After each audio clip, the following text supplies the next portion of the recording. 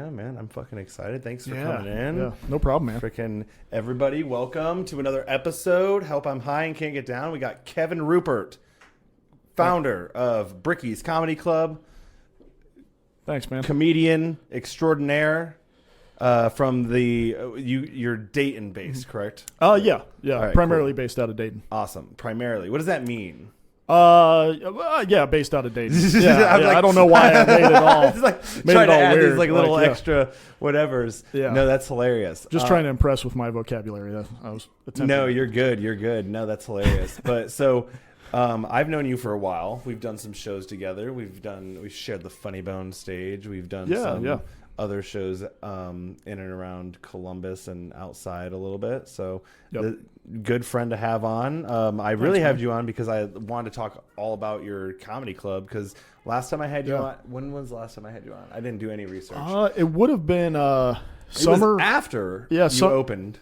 It was just before. Oh, okay. It was right before. It was like summer of 2022, I think. Okay, yes. Yeah. And so now we've been a year and a half in full swing. Yep. Things are going good, I'm assuming, right? Because you guys are still standing. Yeah, they're going great. Awesome. Yeah, we've been growing ever since that initial launch and just branching out into a bunch of different stuff. You know, we got the World Record Festival coming up next month, which is going to be really exciting, and some other really cool stuff on the horizon that we're pretty stoked about. So it's been solid. All right. So you said the world record. All right. So what is this? Explain. Tell the people of the world what this record holding thing that you're trying to do is right now. Yeah, so we're trying to set the record for longest stand-up comedy show that's ever been done with multiple comedians. So the current record stands at 80 hours and 5 minutes. It's a record that's kind of been sought after like over the last several decades by different comedy venues. Yeah.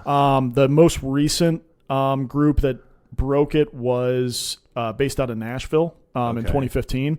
And then I think a few other places have tried since then, but no one's been successful. So we're trying to break that record at Bricky's February 14th to the 18th.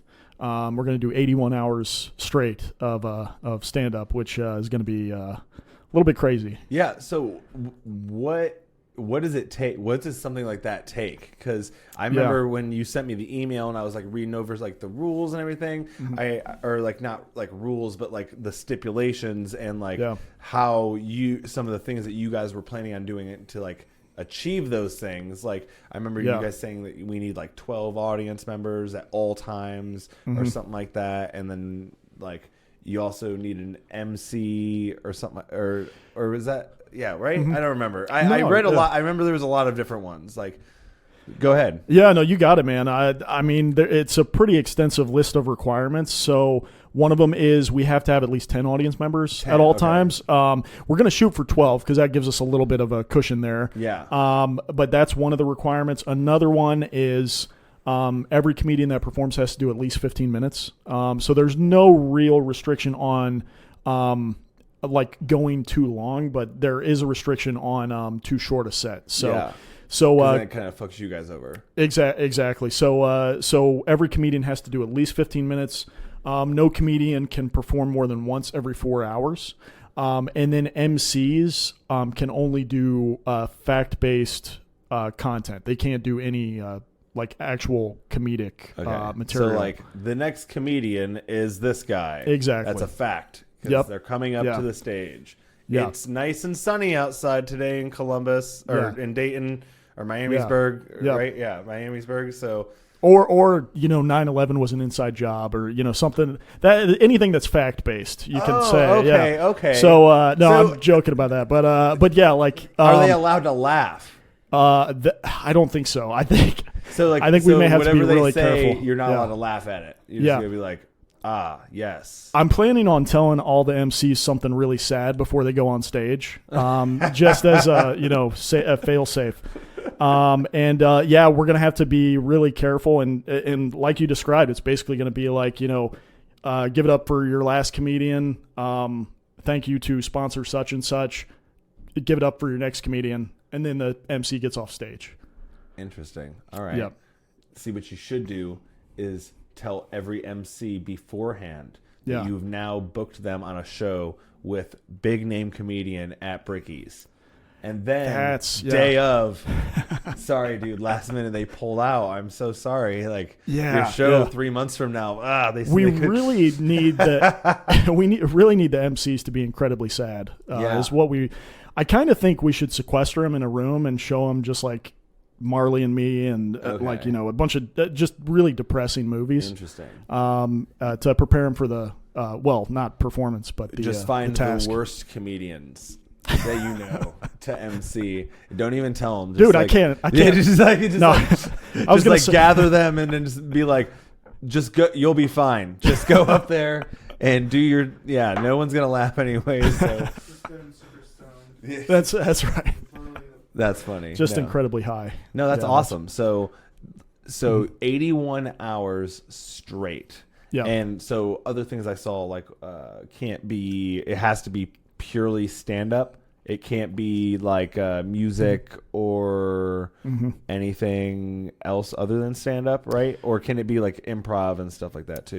We had to really narrow things down in terms of the type of comedy that's being performed. So I think that certain forms of improv probably would slide. Musical comedy is definitely not permissible, but just to simplify things and make sure that we don't inadvertently go outside of any of the requirements, we're keeping it just straight stand up.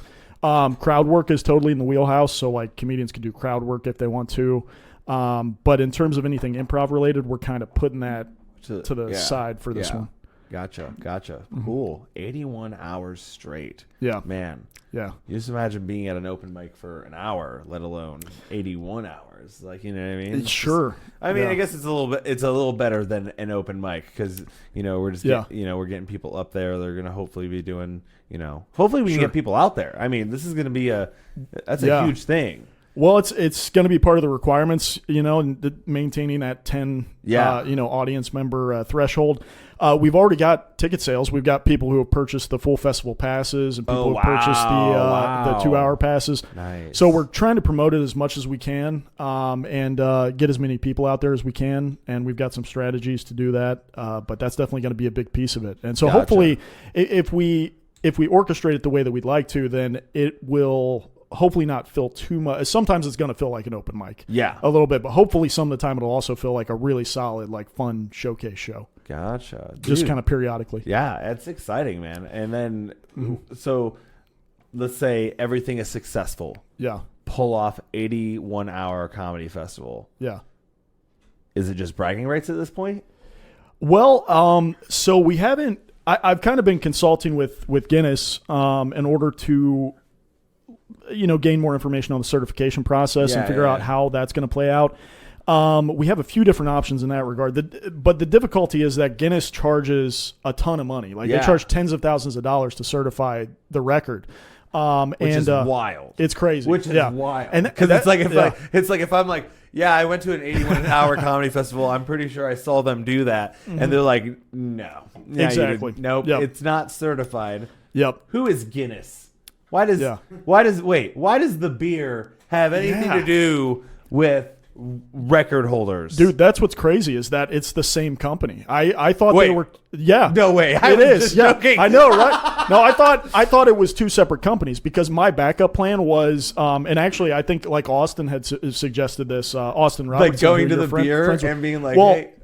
What we were thinking is, you know, if we can't get Guinness to certify because their costs are too exorbitant or something like that, let's go to the Guinness Beer Company and let's do a marketing thing where it's like, you know, a world record brought to you by Guinness instead of a Guinness World Record or something like that. But when I reached out to them, it turned out that they're just a subsidiary, Guinness World Records is just a subsidiary of Guinness the Beer Company. So now I know that it's pronounced Guinness. Yep, exactly. Oh, okay. So there you go. Because, you know, some people are like, you know, they always like, it's, you know, they say it weird, like Guinness or something like that. And it's like, what are you saying right now? That's interesting. Yeah. Dang. So anyway, going back to the certification process. So their baseline is just tens of thousands. So for a record like this, that's multiple days where you need multiple adjudicators because one adjudicator can't stay up for the entire 81 hours. Pussies. I know, right? I love you, Guinness. Please certify us. Right. For cheaper. Give us a discount, actually. That'd be awesome. But but they make you cover the cost of travel and lodging for the adjudicators as well. So this could end up being like tens of thousands of dollars. So alternatively, what we're looking at possibly doing is doing retroactive certification. So we may gather all the evidence and then submit to Guinness retroactively. We'll still have to pay a fee, but it'll likely be a smaller fee than we would have had to pay if we have adjudicators on site.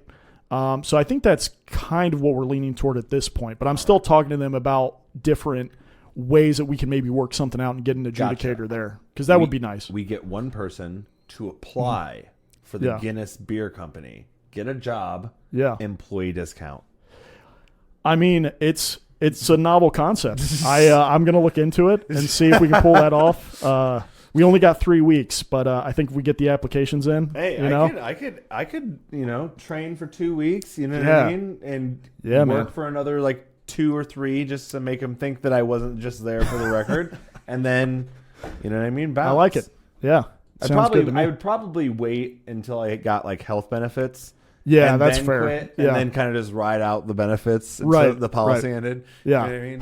That's probably a record in itself. Yeah, there you go. Nice.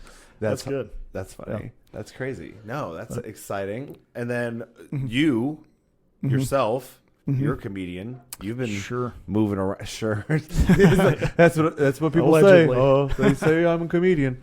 No, I love that. What have you been up to? Like just yourself? Like so. Obviously, Bricky's is a huge part of like probably your comedic life right now. But other than that, like, what have you been up to? What have you been doing? Yeah, I mean, I would say that Bricky's has been most of it, for the last several months. I have had the opportunity to get out there from time to time and also perform, myself and be on a few different cool shows, have some neat experiences. But for the most part, most of what I've been doing has been dedicated to getting the Bricky's thing going and just working on the production side. Gotcha. I do want to prioritize, performing again once we kind of reach a stabilization point. But for now, it's mostly focusing on the Bricky stuff. So actually, talk about that a little bit, because I do know that, like, there's a lot of people who find frustration because they will start producing shows, and then all of a sudden they've kind of turned into a producer other than a comedian. So kind of like talk about, does it stress you out a little bit? Are you ever like, am I ever going to get back to comedy like myself? Like, you know what I mean? Or is it like, are you still doing enough comedy? Like, let me ask you that. Or are you just mostly booking, mostly doing numbers and stuff like that? Yeah, I would say I'm mostly booking and, organizing things behind the scenes. One of the, to the point that you just kind of alluded to, one of the things that gets a little frustrating from time to time is you run into scenarios where you're like, I have a choice between doing a set and this probably being a lower quality show just because it's going to extend the amount of time that the show goes, or it's going to mess up with the flow of it, or because I'm going to want to try new material, or sitting this one out and allowing the production to be a little tighter, a little more sound, and that can be frustrating because you really want to find a way for both to be compatible. But it's not always possible. Sometimes you have to sit it out for the betterment of the show and the preservation of the brand that you're trying to build and things like that. And that's one of the hard lessons I've had to learn. I mean, the first time that I started producing a show, what I tried to do was I tried to perform every single show that I put on at that venue. Yeah. And I realized that that's a really difficult thing to pull off because you've got to do new material every single time to keep it fresh, which means that it's not going to be as polished, which means that in contrast to your peers, you're going to look a little bit like you don't know what you're doing. So there's kind of a balance there where it takes some humility, but sometimes you have to step back in order for the production to be of higher quality. Yeah. As a producer. And I'm actually glad that you said that because I feel like there are a lot of people who are in producer mode who still feel like I need to be in the show. You know what I mean? As opposed to this is just a show produced by me. You know what I mean? Like I don't know. I haven't been to a whole lot of shows, but like it's like I would say that most of them have like person who's producing the show is like on the show. Like I will give credit most of the time when they do it, they'll host, which is which is fine, which is but at the same time, you don't see a lot of people who are just like not going up at all. Yeah, that's not very common. Usually what I'll do with the shows at Bricky's is just to kind of like, remain in the rhythm of going up on stage and make sure that I'm putting some sort of stamp on the production to help stabilize it, is like I'll go up at the very beginning and do like the preliminary announcements, and then I'll bring up a host. I mean, sometimes I still host myself, but if I have a host booked, then I'll go up, I'll do some preliminary announcements, I'll bring the host up. They'll facilitate the rest of the show, and then I'll come up at the very end and do like a couple of quick like closing remarks. It's like church. Yeah, a little bit, yeah, just kind of to bookend it, and that's one way to not affect the integrity of the production as someone who's working a lot on the behind the scenes stuff, but still kind of get a little bit of stage time. Yeah. Like you can crack a joke or two at the beginning or end. That's something that I still try and do as much as possible. Awesome. But yeah, I'm not gonna lie, it is frustrating sometimes because I'll have nights like when we do our Friday mic, for example, we'll have a super packed lineup. It'll be, I don't know, 16 or 17 comedians. I'm trying to keep it under. I mean, I don't like for the mic to go more than like, maybe 100 minutes at most. Yeah. So I'm trying to keep it relatively tight, and I'm like, I could give myself a set here, but that's going to take us past the 2-hour mark. Yeah. And I don't want people to get antsy or anything. Yeah. So I have to sit it out. But I think it's just part of the whole thing, and we'll reach a point hopefully where I can more comfortably and effectively fold my own comedy stuff into what we're trying to build. Yeah, nice. Mm-hmm. And then okay, so not really doing lots of sets. Sure. The ones that you're doing though, they going great. I've seen some posts online. I saw you post a bit about a dog, I think, recently. Is that what I? Yeah, I'm doing some dog jokes. Okay. I'm really branching out, but yeah, no, it has been fun. Like the times I've been able to get on stage of late, and yeah, I've mostly tried to perform outside of Bricky's, just keep the two separate, if I can, just to preserve that integrity there. But yeah, the sets I've been able to do have been pretty fun. I've had, as always, I've had some that are a little lackluster. I've had some that are like super fun, and then some in the middle. But so let me ask you this then. Since you're not doing stand up as much, do you approach it differently now as someone, like if you're going out like 5 times a week, you know what I mean? And now you might be going out maybe once or twice if you're lucky. Like, how do you approach like writing the new jokes and then bringing them to, you know what I mean, to the stage? Like, what's your process on that now? Like, man, that's a great question. I mean, most of the opportunities that I've accepted outside of stuff at Bricky's have been like paid. Okay. So booked paid opportunities. Gotcha. Exactly. So I've kind of stuck to my normal like 20 minutes of the tried and true stuff. But I really do need to start, hitting some mics, doing some shows where I can test out new material. And yeah, hopefully as we kind of, stabilize things with Bricky's, I'll be able to do that. Yeah. That's what I'm hoping. Nice. Yeah. Okay. So, how long have you been doing stand-up now at this point? Yeah, I think it's been about 5 years. Nice. Already pretty much a owner of a club, freaking pushing tickets, like who it's like, does Bricky's do like big names, like, or is it pretty local at this point still? Or we've started out local. I feel like that's in a Drake song or something like that. Started out local, but now we're national. Yeah, something happens after regional, that. Yeah, exactly. But yeah, no, we have started out with a lot of the local talent. We are definitely starting to branch into some bigger names coming in. We've got a guy in April. His name's Rice Hendricks, and he's got, I think, like around 10 million on TikTok. He's a kind of a bigger name, like kind of comedy rapper. Gotcha. And so he's going to be coming in. I feel like that's going to be a big deal for us. We've reached out to some other folks who are interested in doing stuff, in the coming year that are on the, more sort of, they have more notoriety. Gotcha. On that side of things.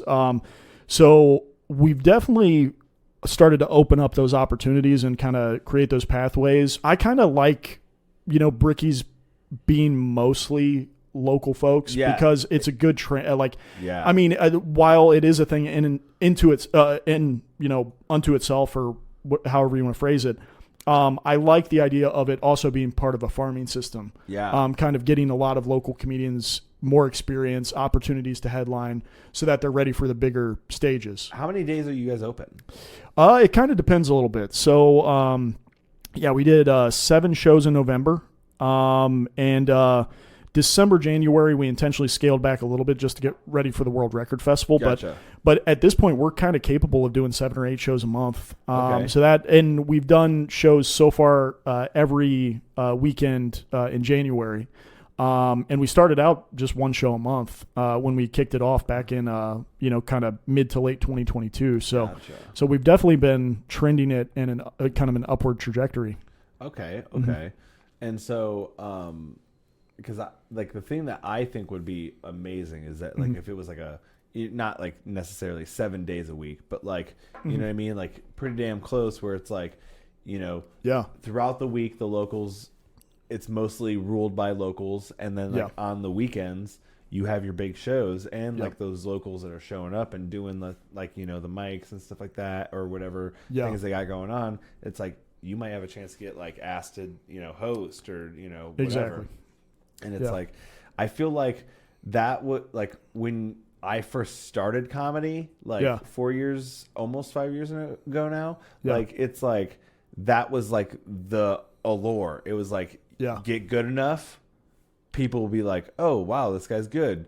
Come on stage. And it is not like that. It is not. It doesn't matter how funny you are, man. It's just it just takes one person not to like you, or you just have to say one thing, or something like that, and it's just it can take you downhill from there. So that's very true, man. I've tried to counter that dynamic within comedy as part of the culture that I want to establish at Bricky's. I try and create a system where there are opportunities for everybody. So anybody who reaches out, it's we can figure something out. We can plug you into one of the types of shows that we're doing, and then hopefully get you into sort of a pipeline so that you can get additional opportunities. But that is kind of the ultimate vision. And I think we're really considering some of the things we're working on behind the scenes. I think we're only months away from that reality of between Bricky's as it is right now and the next phase that we're moving into, we could be doing 5 or 6 shows a week possibly. Yeah. And even if they're not shows, you know what I mean, 2 open mics or something like that, where it's just and it's if you can establish a spot that's got food and drinks, and it's got something that's oh, we can go get food and also see some comedy, you know what I mean, where it's instead of it being, because I feel there are people who want to go see comedy, but at the same time, it's it's you're going for comedy, you know what I mean? But it'd be nice also too. It's if you're hey, you know what I mean? I think there's an open mic or something like that. You know what I mean? There's no pressure to spend $30 on a ticket and stuff like that. And then you go out, you have a good time, and then you're wow, that was great. You might want to check out a show, and it's oh, they got names on these shows. That's cool. So yeah, and I think we've got, which I can't talk too much about some of it yet, but I think we've got. Yeah, I know, right? Yeah, there's some crazy stuff. Crazy stuff behind the scenes, Kevin. What? No joke. But yeah, I do think we have some innovative solutions to some of those elements of the comedy club experience. Food and beverages, stuff like that. We have some interesting ideas we're working on for 2024. Yeah, because I mean, for sure. I'm just I work there, but I'm just being honest, I'm not going to the Funny Bone for the chicken tenders, you know what I mean? Right. I'm going for the comedy. You're going to see some good stand up. Yeah, exactly. So, I mean, I wonder if there is a spot like that's got that really, I mean, I do know that bars will sometimes bring in some music acts and stuff like that every once in a while, but I wonder if there's a spot that really is a venue, but really has great food. I would go there for the food as opposed, even if it was music night or fucking bingo night or some shit like that. You know what I mean? Sure. Yeah, it's a good question. I don't know of a whole lot of entertainment venues that also have like really like notably good food. Yeah. You know, Yeah. it seems to be a little bit of a rarity. You have there. to choose one or the other. Right? Yeah, yeah. It's like we have to either focus on the it's food, binary. Yeah, or focus on exactly the entertainment. Yep. So, I mean, typically at a comedy club, you're always drinking, or a lot of people Yeah. are. So it's like, that's really the important thing. yeah, is yeah, the beverages. Yeah. 2 item minimum. Yeah. I'm glad. See, I remember being 2 drink minimum before. That's right. We do at the Funny Bone. We do 2 item minimum because it's like we're not gonna make you drink. But Sure. at the same time, it's like that would be wild. Like, hey, you're gonna come in here. Here's alcohol. You have to give us $50. Right. Like, here's 2 drinks. Give us $50 now. All right. Enjoy your show. Yeah, no, that's interesting. I have noticed that with some places that they're pretty strict on the 2 item requirement. I don't know how Bricky's is going to treat that when we get to that place. Yeah. But yeah, I can see why it's part of it. I get it. I was going to say, like, so how many do you guys seat right now? At max capacity. Let's say you guys sell out a fucking show. It's like everyone's hyped for it. And like, we're not talking standing. We're just saying sit down. Sure. That would be about 100. Oh, yeah. Okay, that's a good. It's not too bad. That's a good showroom. Like, especially for a small. And you guys are underneath a brewery. We're actually the kind of the back room of like a brewery complex. Gotcha. Yeah. Gotcha. Hell yeah. And how's that been? Like, has that been nice? Like, what's the DIY on that? Yeah, that's been awesome. I mean, the place that we partner with, Star City Brewing Company, like they've been super helpful, super cooperative. They've just provided so many resources to move the thing along. It's been a really solid partnership, and we've just collaborated as we've run into issues. And the North Star of it has always been like, how do we create the most authentic comedy club style experience possible? And we've taken an incremental approach. It's like we don't have to like figure it all out overnight. Yeah. You know, that's how businesses go under, is they invest like tons of, they try and do everything. Yeah. And instead the approach that we've taken with Bricky's is like, all right, let's work on the lighting system. Let's get that optimized. You know, then next month, let's work on a really solid sound system. Yeah. Then the next month, you know, so on and so forth. I'm glad that you said that because I mean, doing 8 shows a month, like it doesn't sound like a lot, but now that makes a lot of sense. It's like if you're not like packing house with like all the stuff, like I'm not gonna invite you over every single time, you know. Well, I'll invite you over a few times.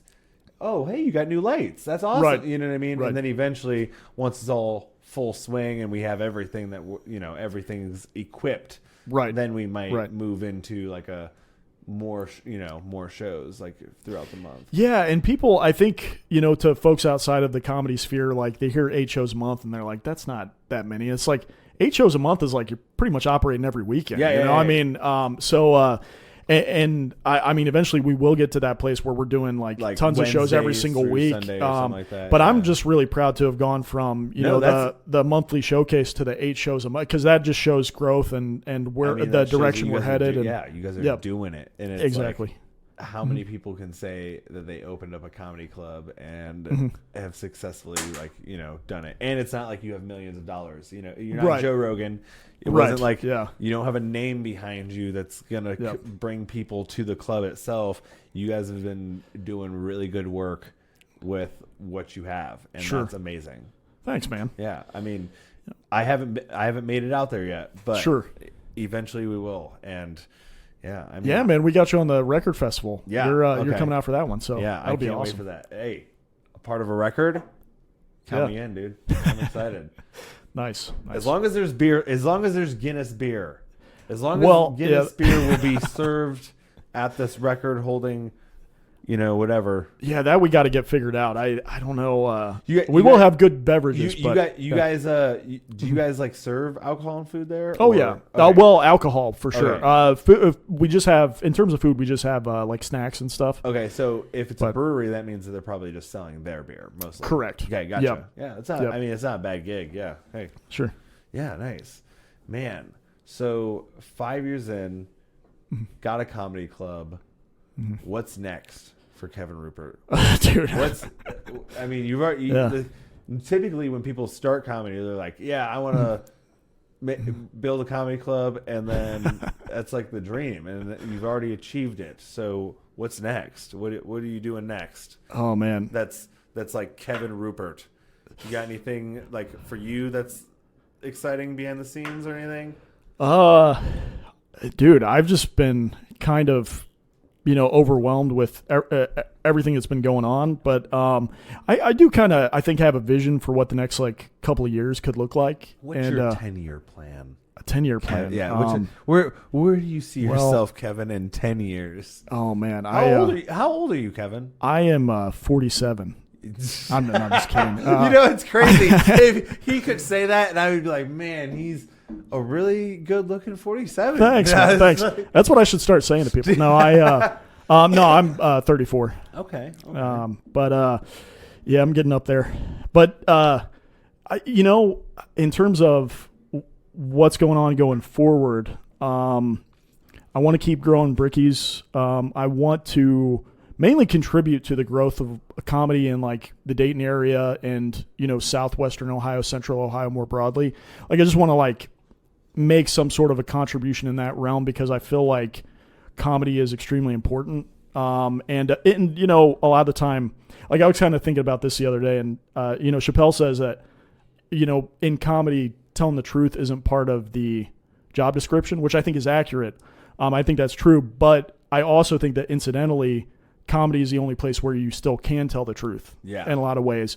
And if you don't have a place where people can do that, then there's kind of more of a disconnect that occurs and proliferates throughout society. Like you want people to be able to reveal the more vulnerable aspects of themselves and like kind of bridge gaps, even if it's through humor, And so I just kind of really care about the art form of comedy, and I just want to contribute to preserving that and growing it in our area. Hopefully that's kind of the general vision. Okay. Mm-hmm. Hell yeah. And I mean, fuck. Is this like your first like real business endeavor? It's a good question, man. I mean, I used to work in politics. Like I used to manage political campaigns. Did it die? Oh, there should be another battery in that bag if you don't mind. We're still rolling though. Yeah, we're still rolling. Gotcha. Yeah, if you want to put it on him, hell yeah. Gotcha. But yeah, no, I used to work on political campaigns. It's in the bag. There you go. It's a little rectangle. Hell yeah. But yeah, actually up here in the Columbus area, used to work for candidates in Franklin County. It's right there. Making him fucking search for it. Oh, it's all good. Pull. Here, I got you. I'll fucking do it. All right. But continue. Oh, sure. Yeah, so I wouldn't say that it's I mean, I guess it's one of the first like genuine just entrepreneurial endeavors. I feel like there's a lot of overlap and similar aspects in other fields. So there were some things about working in politics that were similar. Okay. But I guess it's the first like official sort of like it's the first time I've ever created a formal business unit. I always forget about that because you used to do like political campaigning for somebody. Exactly. Dang. Okay. Mm-hmm. And how old were you when you did that? When I started, I was like 20 or something like that. Damn. Yeah, I think got you young. Man, I probably, now that I think about it, I was probably one of the youngest like campaign managers that there's been. I mean, I world record holder. Oh, world record. Yeah, there you go. Yeah, youngest. But I managed a campaign when I was still 20, and that was the first time I was able to do that. And so it was my early 20s, and then the last time I worked on a political campaign, I was probably like 26 or 27. Okay. And then I kind of left that behind a while ago. But it was an interesting field. Have some good experiences from those times. Would you go back? I think if I were going to go back into politics, it would be as a candidate myself, as opposed to a campaign operative or like a campaign manager. Yeah, sometimes. I thought about running for city council in the town that I live in currently because I have roots there. But I think that's probably Like I want to get Bricky's to a certain point. Because that's just another aspect of like President Kevin Ruppert. Well, that would be a nightmare for everyone involved. But no, I do think some sort of modest political career in the future could be potentially on the table, just because I think it'd be a good way to help the community and stuff. Gotcha. Perfect. No, yeah, man. I've thought about it. Yeah. Like, whenever I get angry, I'm just like, sure. I should run for office. You know what I mean? But then I'm like, I probably should do that. It's a hard thing to do, but dude, let me know if you ever decide to. I'll gladly help. Yeah, of course. Campaign. Yeah. Hell yeah. Definitely. I was gonna say, I remember that. I think my grandfather, he ran for Congress or something, right? Was that what you told me last time? No, I think what was it like? It was something like a commissioner. I don't remember. It was like something like that. County commissioner? Something like that, yeah. That's kind of a big deal in this area, yeah. The county commissioners, I mean, those are the guys that really like make policy. Oh, really? If I remember correctly, and I could be rusty on I'm thinking about so the mayor of Columbus is the head of Columbus City Council, but then you have the county commissioners, and those guys end up in positions where they get elected mayor. Some of them run for statewide office, Oh, wow. So it's kind of a big deal. Especially, I mean, Franklin County has 2 million people, so the county commissioners have a lot of sway and a lot of power within the county. The campaign that I managed was for the Franklin County treasurer. Gotcha. And the first one that I ever did before that was for a guy who was running for a local judicial seat, who had just gotten done being the Chief Justice of the Ohio Supreme Court. So it was kind of a weird adjustment for him, because he had been nominated by the governor at the time, and then he lost re-election because for the Ohio Supreme Court, those are elected offices, and then so he had to kind of start back running for a local municipal court seat, and so it was kind of an awkward thing for him, but he was a great guy, really nice dude. Now, so you said that you would run for council in your like hometown, if you were going to, or what would you say, what role? Yeah, I think I would probably run for city council in Middletown, Ohio. All right, something like that. Is that like the biggest role you think that you'd ever run for?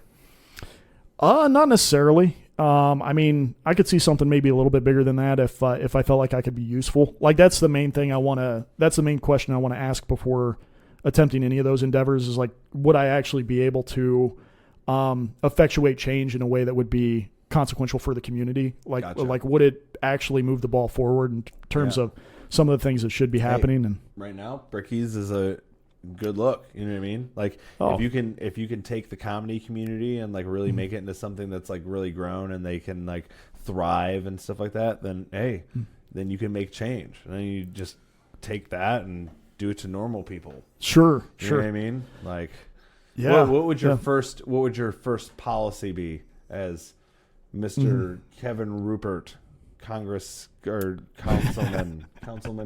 Kevin Ruppert? Oh man, that's a great question. Ban. Are you gonna ban anything? Or you're pretty liberal guy? I am pretty. What's the right turn of phrase for it? I'm very like live and let live. Okay. So I wouldn't be big into regulating anything in particular. But I think that in a place like Middletown, the question would be like, what can we do at the local level that helps the greatest number, like most immediately, and I would have to take a look and see exactly what that policy change would be, but that would be like the first thing that I'd pursue. So it would depend on the circumstance, but I think that would be the guiding question is like, what can we do to help as many people as possible in a short period of time? And let's get the ball rolling with that. Let's get that effort started. And then we'll tackle all these other issues. Gotcha, man. Yeah. I don't know. I feel like I would probably make a law like, hey, everyone gets a llama. Or something. It's a good law. That's a law. Yeah. That's a law. You know what?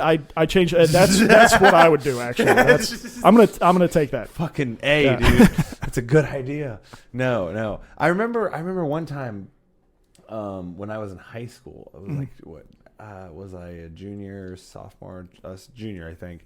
And I remember there was some guy, I think, running, but he wasn't like a serious candidate. It wasn't like on the national news, but like this guy named Vermin Supreme. Yeah. He's like, I campaigned for that guy. I thought about He's it. like, his thing was something like a pony for everybody. That was it. Yeah. Wore the boot on the head and stuff. I love that guy. Yeah. He was hilarious. Dude, the funny thing is that like I guess I just like wasn't privy to him. Okay. Like I don't know how like my friends were. Yeah. And I was like, what is this guy? He was a very niche kind of figure. But Did he you was vote for him. I didn't, but I thought he was gonna say I did. But I don't think he was on any of the, because he was running in the primaries, right? Okay. And he was very like iconoclastic. Like he did not like either of the parties. So he, I think, ran in a Democratic primary one cycle. He ran in a Republican primary another cycle. I think he ran for some other third party or something. But I don't think he was ever on the ballot in Ohio. He was on the ballot in New Hampshire, might have been on the ballot in some of the other primary states. But I never got the opportunity to vote for that guy. I probably still wouldn't have, because I was a little more serious about things back then. But, Gotcha. But Would these you now? days, well, with how the political system is, I might, depending on who else is on the ballot. I mean, if he's still alive, he should still go for it, because I think he's pretty why old, not? right? He was probably like in his like 50s or 60s. Oh, okay. Yeah, I would say like mid 50s. Okay, so that's like, my guess. He's like perfect age then. Yeah, he could still do it. Yeah, exactly. he's still. I mean, compared to the people who've been off and. Is it? Oh, it's almost dead. Yeah. Well, Gotcha. yeah, we're good. I mean, we probably got like another like 15, 20 minutes or something. Okay. Like that. Who knows? Yeah. Gotcha. But yeah, I mean, all right. Since you are a political, or you have in the past campaigned for political people, hottest president, go. Hottest president. Oh man, this is a great question. Okay. And hold on, let's back up. Yeah. Because Barack is black, he's off limits, and not because he's black, but because he's automatically hotter than everybody else. Okay, yeah, you know what I mean? that's Like, true. Yeah.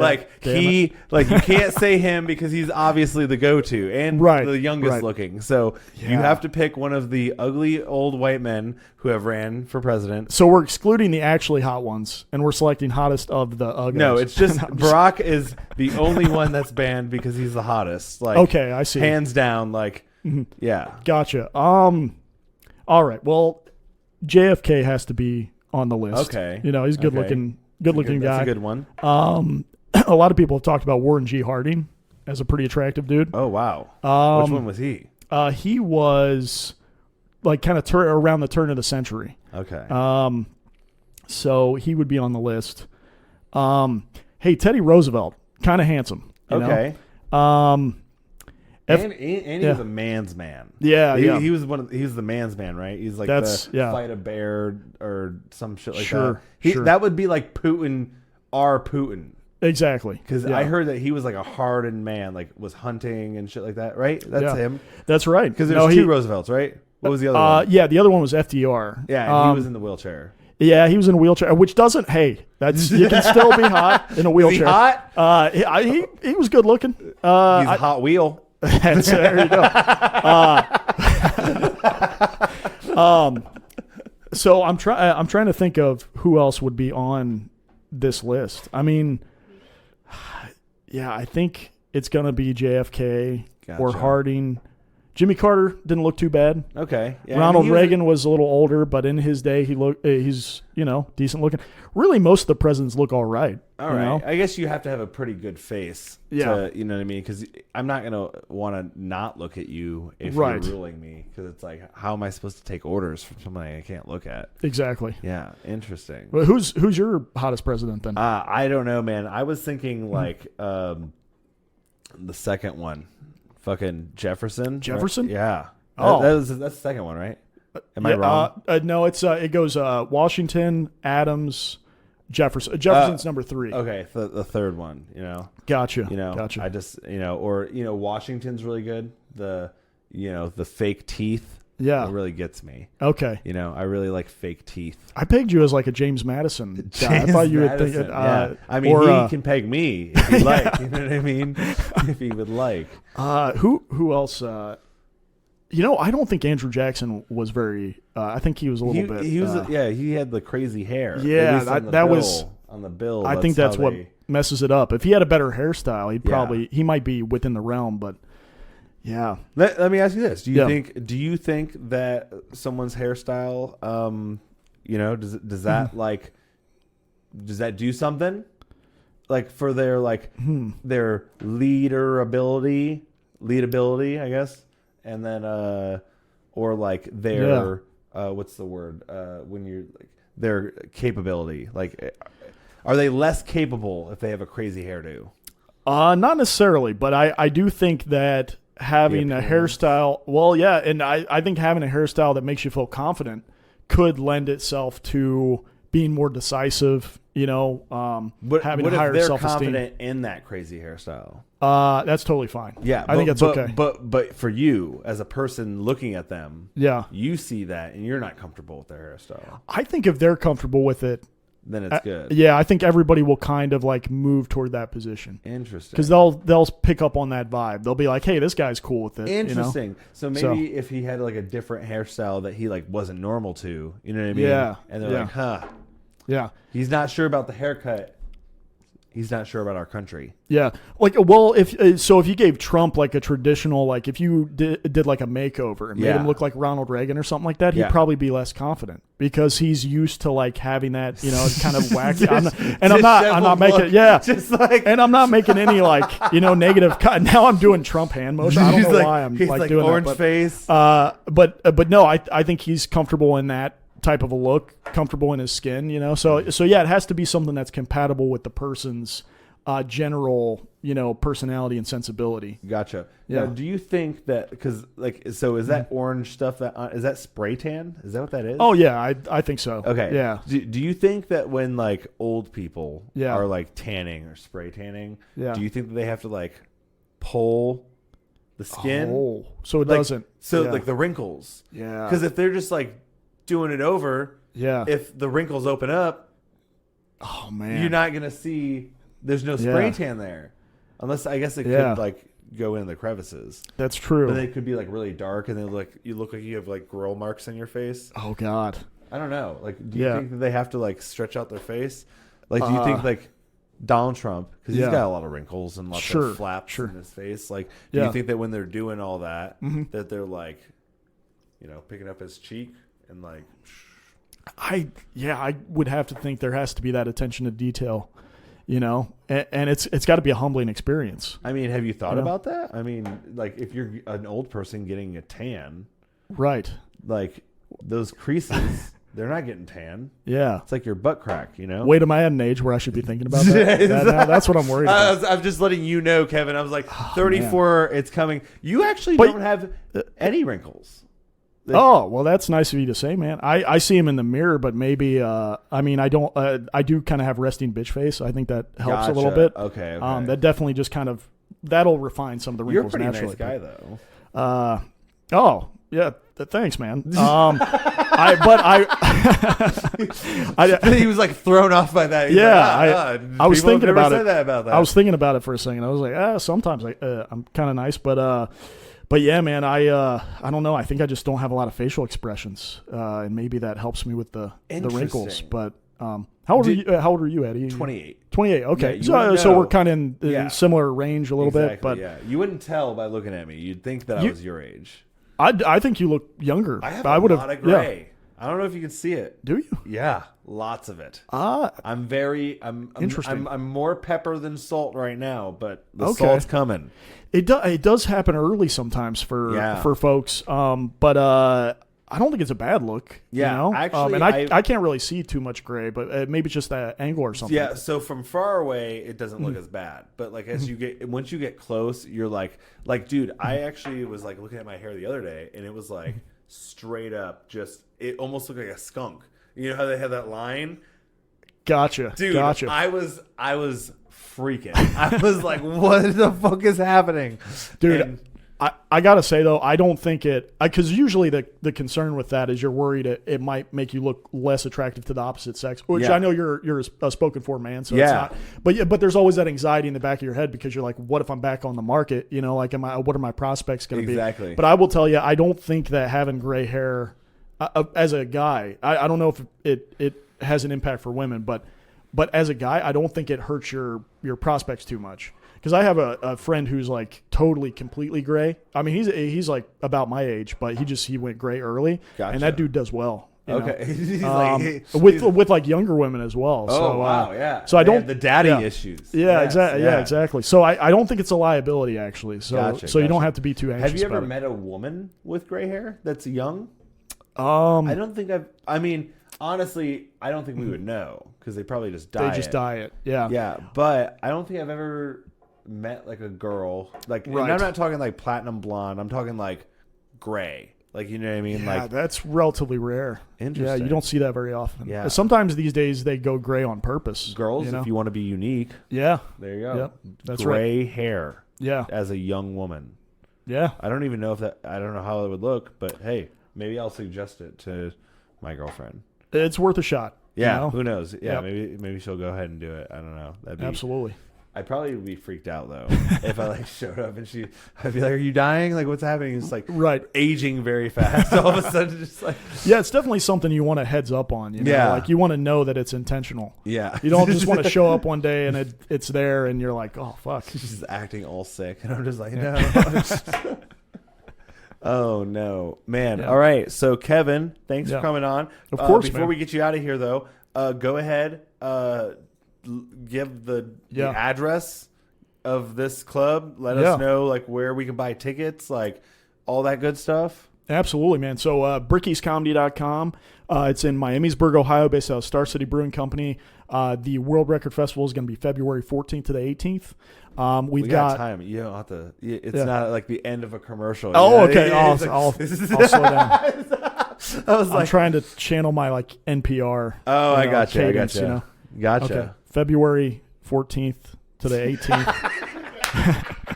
It's just gonna go so slow now. We have the 2-hour pass, and we have the full festival pass, and you can purchase some at your leisure. Thank you so much, and back to you, Eddie. Oh my God, I love that. I love when they commit to the bit. Guys, thank you guys so much for coming in and listening to Kevin Ruppert, Dayton comedian, founder of Bricky's Comedy Club. Check it out. Buy your tickets for the World Comedy Festival. The longest one. It's sponsored by nobody, but Guinness. That's true. Guinness is making us pay them and sponsor them. It makes sense. Yeah. No, it doesn't. That's okay. But no, check it out. Thanks for listening. Check us out in the next episode. And we'll see you guys around. Awesome. Boom. Thanks, man.